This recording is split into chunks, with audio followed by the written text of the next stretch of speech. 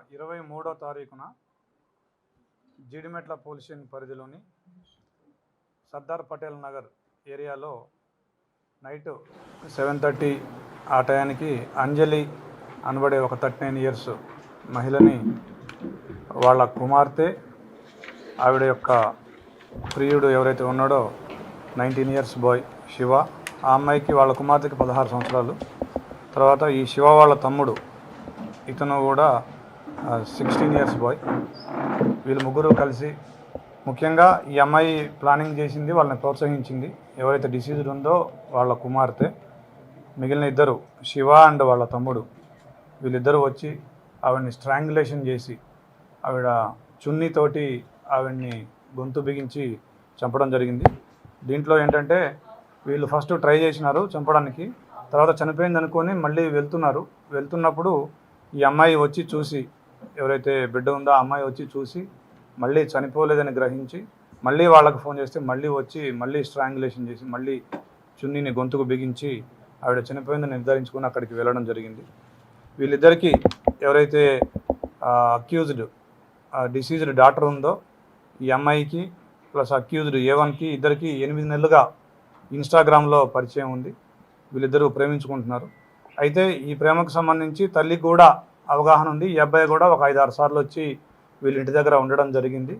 అయితే లేటెస్ట్గా తల్లి వీళ్ళిద్దరి ప్రేమ వ్యవహారాన్ని అబ్జెక్షన్ చేస్తూ ఉంది. ఈ అమ్మాయి వెర్షన్ ప్రకారం ఆ అమ్మాయిని కూడా 1-2 సార్లు కొట్టిందని చెప్తుంది, దండించిందని చెప్తుంది. దాంతో ఈ అమ్మాయి కక్ష పెంచుకొని తల్లిని అడ్డు తొలగించుకుంటే తప్ప నేను ప్రశాంతంగా ఉండలేను, నేను ఇతనితోటి ఉండలేనని చెప్పేసి భావించి ఇతన్ని బాగా రెచ్చగొట్టి ప్రోత్సహించి మా అమ్మని చంపాల్సిందే అని చెప్పేసి ఇతన్ని రెచ్చగొట్టడంతో ఇతను వచ్చి వాళ్ళ తమ్ముడిని కూడా సపోర్ట్గా తీసుకొని వచ్చి ఈ హత్య చేసి.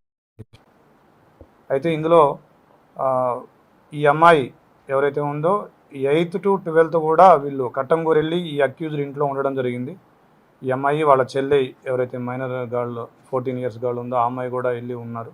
సో అది కూడా వాళ్ళ మదర్ నాలెడ్జ్లో ఉంది. బట్ అక్కడికి వెళ్ళి వచ్చిన తర్వాత వాళ్ళ మదర్ ఈ నెల 23వ తారీఖున జీడిమెట్ల పోలీస్ స్టేషన్ పరిధిలోని సర్దార్ పటేల్ నగర్ ఏరియాలో నైట్ 7:30 ఆ టయానికి అంజలి అనబడే ఒక 39 ఇయర్స్ మహిళని వాళ్ళ కుమార్తె ఆవిడ యొక్క ప్రియుడు ఎవరైతే ఉన్నాడో 19 ఇయర్స్ బాయ్ శివ, ఆ అమ్మాయికి వాళ్ళ కుమార్తెకి 16 సంవత్సరాలు. తర్వాత ఈ శివ వాళ్ళ తమ్ముడు ఇతను కూడా 16 ఇయర్స్ బాయ్. వీళ్ళు ముగ్గురు కలిసి ముఖ్యంగా ఈ అమ్మాయి ప్లానింగ్ చేసింది, వాళ్ళని ప్రోత్సహించింది ఎవరైతే డిసీజ్డ్ ఉందో వాళ్ళ కుమార్తె. మిగిలిన ఇద్దరు శివ అండ్ వాళ్ళ తమ్ముడు వీళ్ళిద్దరూ వచ్చి ఆవిడ్ని స్ట్రాంగులేషన్ చేసి ఆవిడ చున్నీతోటి ఆవిడ్ని గొంతు బిగించి చంపడం జరిగింది. దీంట్లో ఏంటంటే వీళ్ళు ఫస్ట్ ట్రై చేసినారు చంపడానికి, తర్వాత చనిపోయింది అనుకొని మళ్ళీ వెళ్తున్నప్పుడు ఈ అమ్మాయి వచ్చి చూసి, ఎవరైతే బిడ్డ ఉందో ఆ అమ్మాయి వచ్చి చూసి మళ్ళీ చనిపోలేదని గ్రహించి మళ్ళీ వాళ్ళకు ఫోన్ చేస్తే మళ్ళీ వచ్చి మళ్ళీ స్ట్రాంగులేషన్ చేసి మళ్ళీ చున్నీని గొంతుకు బిగించి ఆవిడ చనిపోయిందని నిర్ధారించుకొని అక్కడికి వెళ్ళడం జరిగింది.